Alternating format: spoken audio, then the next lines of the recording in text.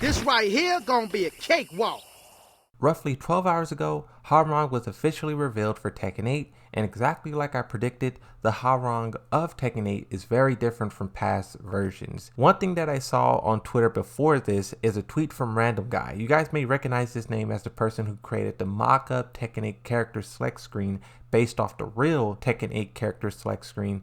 This time they created a sort of photoshopped image of the Jun Kazama screenshot that we've seen. What's really fascinating about that screenshot is that Jun Kazama was first revealed with that image, and they haven't explained or said anything about it since. The hand, the desert, the chains, the dead trees, we know nothing. But I really like what Random Guy did was they removed Jun Kazama and they added Nina and Jiaoyu, and they added health bars. This gives us a look at what the stage will look like once it's actually revealed, and I just want to say thank you for that because the stage is one of the most interesting and I can't wait to get more of a sneak peek of it. Another screenshot that was being sent around the community is the Tekken 8 menu select screen. Now this is something that I seen back during the first alpha when Main Man and Eris got to play, and I don't know if I forgot to mention this, but this is actually real. Unless they decide to change it or update it, this is the menu screen for Tekken 8. During the event, Harada was walking around and he bumped into two Lucky Chloe players. These two screenshots got the community talking about whether or not she would show up in Tekken 8. I think it's very interesting because a past tweet from Harada said that this character was very unpopular 5 years ago, probably even more years ago now. I think it's 8 years ago now, yes. But now the character has grown in popularity, and I would say even to this day, she is becoming more and more popular. I see so many Lucky Chloes, even though, as Harada said, the character is completely divided into likes and dislikes. I think there is, I don't want to say a silent majority, but there's a silent group who loves this character and plays this character, and I think she should return in Tekken 8, but just in a more nerfed or balanced form. Also during the event, the president of Bandai Namco did this very long interview. They were talking about Elden Ring, they were talking about other games, but they also mentioned Tekken 8. And basically what they said is the alphas for Tekken 8 has been very, very successful. They got a lot of feedback and they're putting that feedback directly into the game, and they're already changing it.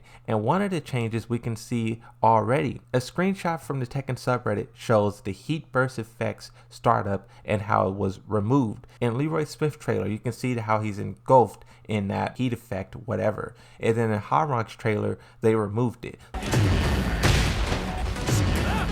So you can see that they're already listening to feedback and they're already tweaking the game. It's improving right in front of our eyes. What was really cool as well was Nee also got his hands on the alpha. And this guy basically dedicated a whole entire live stream to just talking about his experience and everything that he learned, he's seen, he noticed. I have so many screenshots here. Everything that I highlighted in yellow is what I thought was important, but you can read as much as you want. He also said that the sidestep seems similar to Tekken Tag Tournament 2. This is something that I was talking about. Even though this whole discussion about the backdashing being nerfed, I was saying how when I play Tekken, I really don't backdash that much. I move left and right. I use Yoshimitsu spin, I use sidestepping, and this is something that I was already planning on leveraging, but seeing that the sidestepping is better now, well at least in this version of the alpha, this just makes me more excited because this means my playstyle of moving left to right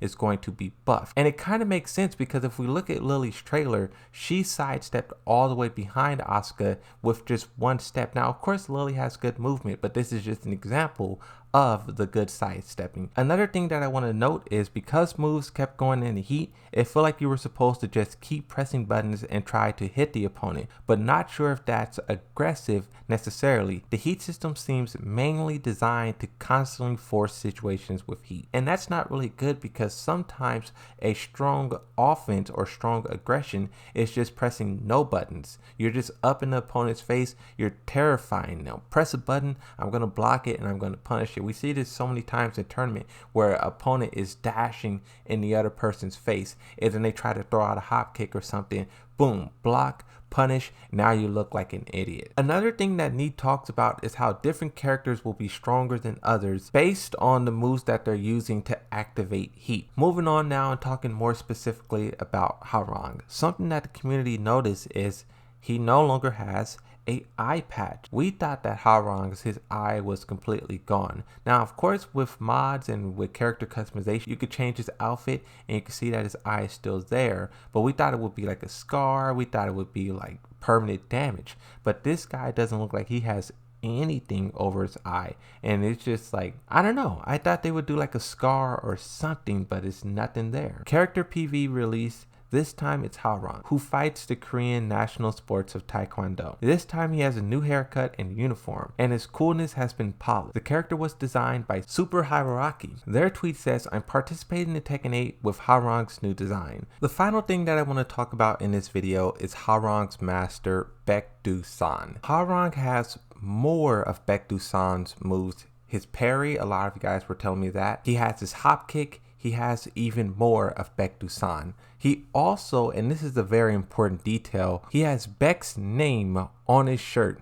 Now, the status of Baekdu-san is unknown. The character did not die canonically to Azel. He did not die during Tekken 6, during Tekken 7. His story is like a lot of other characters' story. The developers just stopped writing it. Same with Bruce. He did not die. His story just did not stop. It's like if I go to a book and I rip out the last 4 chapters. That's how Baekdu-san is. He could be alive. He could be out there.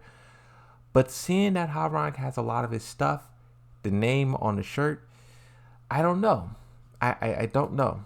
And in an honest opinion, I don't think Baekdu-san is really a character that needs to come back. There is a portion of the community who wants him. I have 2 polls here that I did in the past where Baekdu-san has a percentage of people who want him, but I don't think it's enough to make a full-fledged character out of. I think what they're doing with Hwoarang, combining him and Baekdu-san, right? This is the reason why we train, students, kids, we train the next generation. We won't survive forever, and we just teach them the best that we can, and they carry on the legacy. That is what Hwoarang should represent for Baekdu-san. Baekdu-san, he had his moment, he had his glory, but now Hwoarang just has to carry on his name, carry on the Taekwondo tradition, and just do it better than ever. The way that Hwoarang looks in this trailer is the best I've seen out of any of the Taekwondo characters. He looks even better than Juri, right? So I think what they're doing with Tekken 8 is phenomenal, but you don't want to go the route of having 2 Taekwondo characters, clones, and muddying it up. I think just stick to one, make that one the best it can be, but that's just my opinion. One final thing that I want to say is I figured out how to upload 60 frames per second to YouTube, so every video that I do from now on will be that. Before, I was uploading at 20 frames per second. Isn't that crazy? Hold on.